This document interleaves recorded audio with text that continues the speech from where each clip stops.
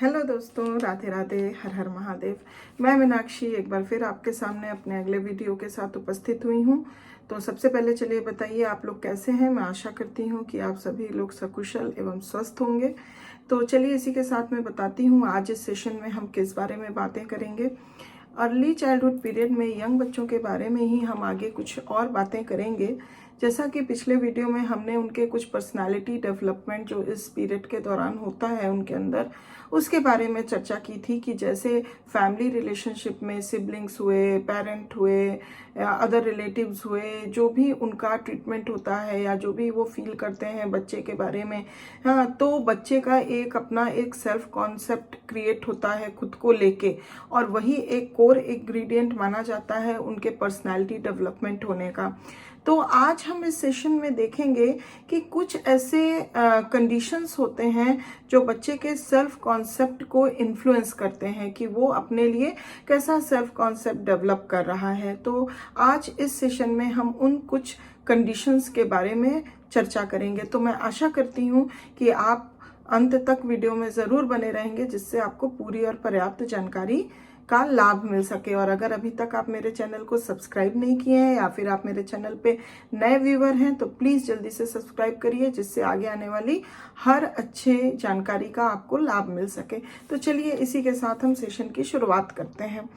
Because the environment of young children is limited to a large extent to their homes and to family members, it is not surprising that many conditions within the family are responsible for shaping the self-concept during the early childhood years. तो जाहिर सी बात है, हम जानते हैं कि जो क्योंकि यंग चिल्ड्रन का एनवायरनमेंट जो होता है वो विद इन फैमिली ज़्यादा होता है, प्री स्कूल ईयर्स होते हैं और बच्चे जो हैं इतने यंग होते हैं कि वो उनका दायरा अपने फैमिली और फैमिली मेम्बर्स के ही बीच में बना हुआ रहता है।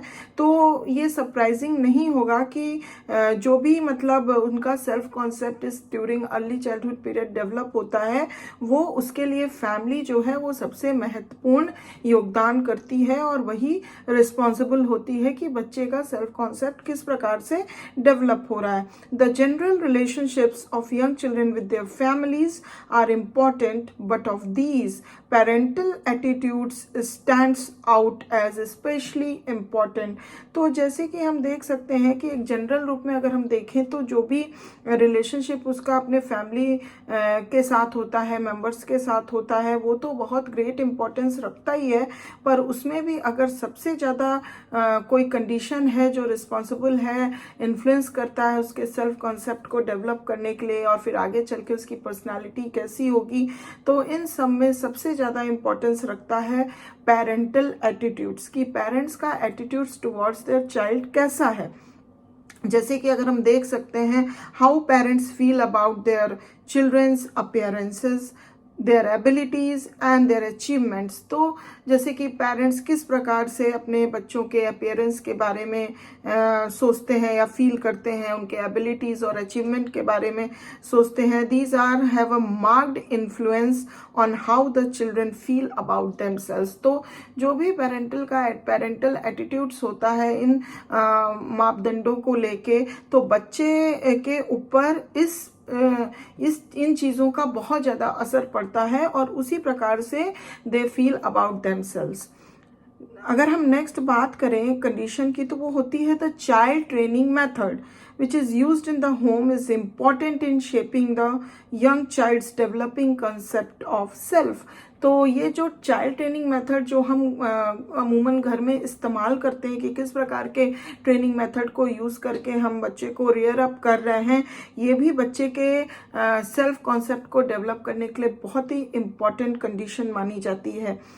जैसे कि अगर हम देखें स्ट्रिक्ट अथॉरिटेरियन डिसिप्लिन जो हम फॉर्म करते हैं, accompanied by frequent and harsh corporal punishments, tend to build up resentment against all persons in authority and create feelings of martyrdom, feelings which can and often do develop in a martyr complex. तो हम देख सकते हैं कि ये जो अगर हम बात करें स्ट्रिक्ट ऑथोरिटेरियन डिसिप्लिन की, फॉर एग्जांपल अगर, तो जो कि अकम्पनीड बाय कार्पोरल पनिशमेंट लिए हुए रहता है, तो वो क्या करता है, build up resentments against all persons in authority.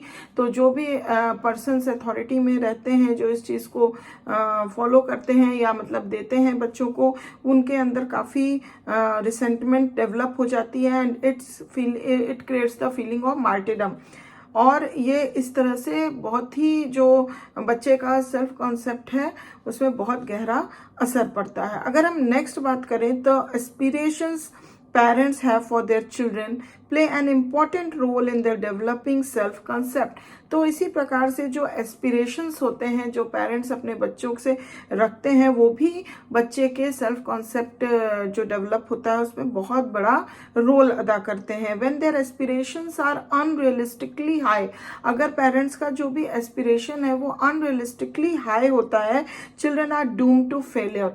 तो बच्चे वहाँ पे फेलियर करने लग जाते हैं, उनका कॉन्फिडेंस कहीं ना कहीं लूज हो जाता है, बिकॉज पेरेंट्स के अनरियलिस्टिक जो भी एस्पिरेशंस हैं, हो सकता है मे बी बच्चा उस लेवल तक उस एक्सपेक्टेशंस एस्पिरेशंस को पूरा ना कर पाए, तो वहीं पे उसका बार बार फेलियर होता है, क्योंकि बच्चे की वो कैपेसिटी एबिलिटी में शामिल नहीं होता है, जो कि अनरियलिस्टिक वे में पेरेंट्स ना चाह के भी बच्चों से रख लेते हैं। तो इस वजह से बच्चे जो हैं फेलियर की तरफ ज़्यादा हो जाते हैं। Regardless of how children react, failure leaves an indelible mark on their self concepts and lays the foundations for feelings of inferiority and inadequacy।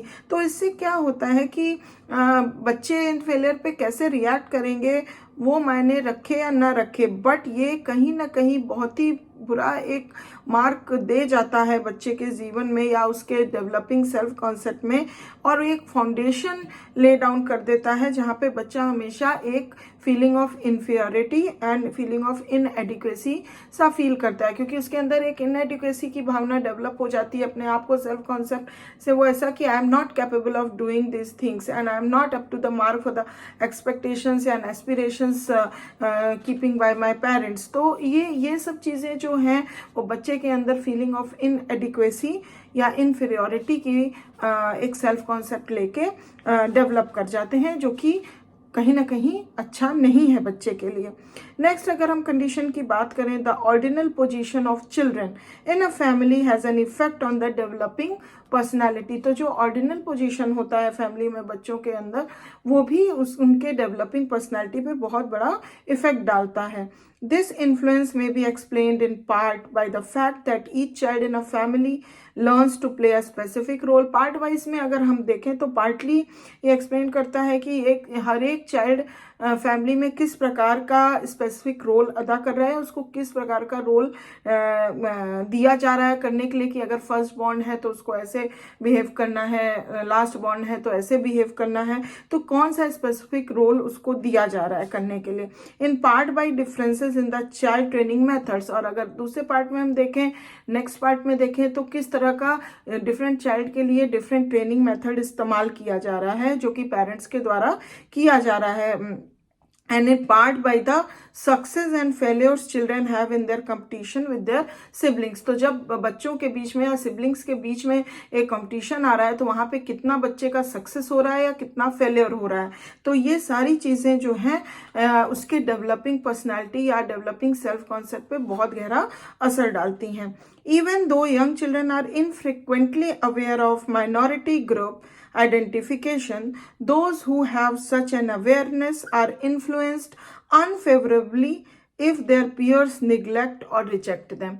तो अगर हम नेक्स्ट कंडीशन की बात करें तो माइनॉरिटी ग्रुप आइडेंटिफिकेशन होता है, जो कि बच्चों को उतना नहीं उससे वो अवेयर होते हैं, बट वो बच्चे जो इन चीज़ों से अवेयर होते हैं तो वो बहुत ज़्यादा अनफेवरेबली ये बात उनको इन्फ्लुएंस करती है, क्योंकि उनके पीयर्स जो हैं इस कारण से उनको निग्लेक्ट या रिजेक्ट कर सकते हैं। तो उस हिसाब से उनका सेल्फ कॉन्सेप्ट जो है वो बहुत ज़्यादा इन्फ्लुएंस होता है। Young children tend to show a preference for playmates of their own race and to neglect though not discriminate against those of their other racial groups। तो यहाँ पे क्या होता है, प्रेफरेंस जो होता है सेम रेस सेम ग्रुप के लिए ज़्यादा होता है, उसी से वो अपने प्लेमेट्स बनाते हैं, और जो अदर रेस के होते हैं या अदर रेशियल ग्रुप के होते हैं उनको वो निग्लेक्ट करते हैं। तो ये भी उनके डेवलपिंग सेल्फ कॉन्सेप्ट या डेवलपिंग पर्सनालिटी पे काफ़ी इफेक्ट डालता है।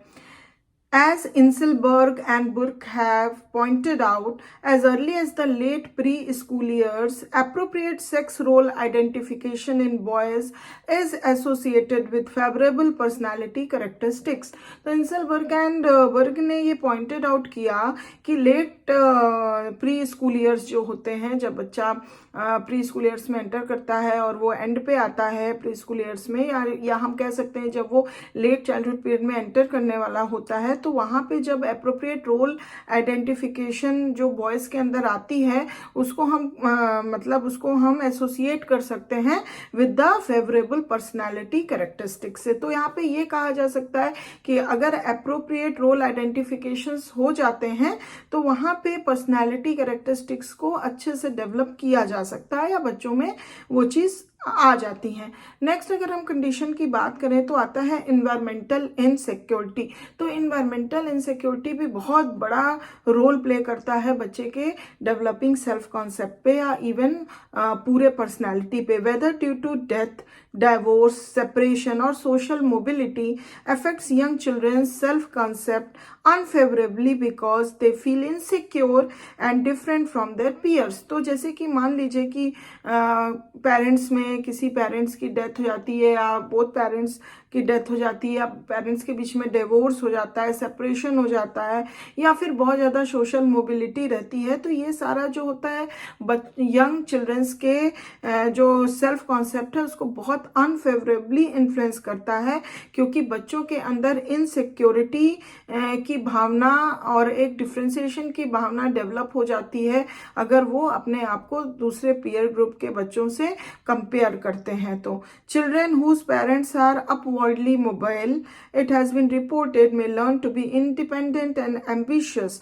जैसे देखा गया है कि अगर उन बच्चों के जिसके पेरेंट्स बहुत ही मोबिलिटी में रहते हैं, बाहर बाहर आना जाना बहुत लगा रहता है, तो इन बच्चों पे पाया गया है कि वो जो है बहुत ज़्यादा इंडिपेंडेंट और एम्बिशियस हो जाते हैं, but they need to become tend to become nervous, tense and anxious. But उनको ये भी देखा गया है कि उनके अंदर नर्वसनेस, वो बहुत ज़्यादा टेंस रहते हैं एंड इवन एंग्जाइटी, एंक्शियस बहुत ज़्यादा हो जाते हैं, and highly competitive and aggressive in their peer relationship. और अगर पीयर रिलेशनशिप की बात करें तो उस रिलेशनशिप में वो बहुत ज़्यादा हाईली कॉम्पिटेटिव एंड एग्रेसिव साबित होते हैं। तो ये कुछ ड्रॉबैक्स पाए जाते हैं जिससे बच्चों के तो इन सारे कंडीशंस में हम देख सकते हैं कुछ पॉजिटिव इन्फ्लुएंस करता है बच्चों के सेल्फ कॉन्सेप्ट को डेवलप करने में, और कुछ नेगेटिवली या अनफेवरेबली हम कह सकते हैं करता है। तो इन सारी कंडीशंस पे हमको शुरू से ही ध्यान देना चाहिए और कर्ब अप करना चाहिए उन अनफेवरेबल कंडीशंस को, जिससे बच्चे का एक नेगेटिव सेल्फ कॉन्सेप्ट डेवलप हो, जिससे कि उसकी पूरी पर्सनैलिटी को नुकसान पहुंच सके। तो ये हमारी जिम्मेदारी है, हमको इन चीज़ों पे as a parents, as a family members बहुत ज़्यादा ध्यान देना चाहिए। Even as a teachers, as a caretakers हमें इस जिम्मेदारी को जितना हो सके अच्छे से निभाना चाहिए, क्योंकि यही एक फाउंडेशन टाइम होता है, ये एक ऐसा समय होता है जहाँ बच्चा अपना ट्रू सेल्फ कॉन्सेप्ट डेवलप कर पाता है, जो आज इसकी फाउंडेशन लग गई उसके लेटर लाइफ और इवन पूरे पर्सनालिटी को जो है इफेक्ट करती है। तो इसके साथ मैं आशा करती हूँ कि आपको ये जानकारियाँ अच्छी लगी होंगी। अगर पसंद आई हैं तो प्लीज़ एक लाइक ज़रूर दे दीजिए। मैं अपने अगले वीडियो में फिर एक नई जानकारी के साथ आपके सामने प्रेजेंट होंगी। And thanks for watching my video. अभी तक सब्सक्राइब नहीं किया है तो प्लीज़ जल्दी से कर दीजिए। एंड तब तक अपना ध्यान रखिए, ख्याल रखिए। Bye bye, take care.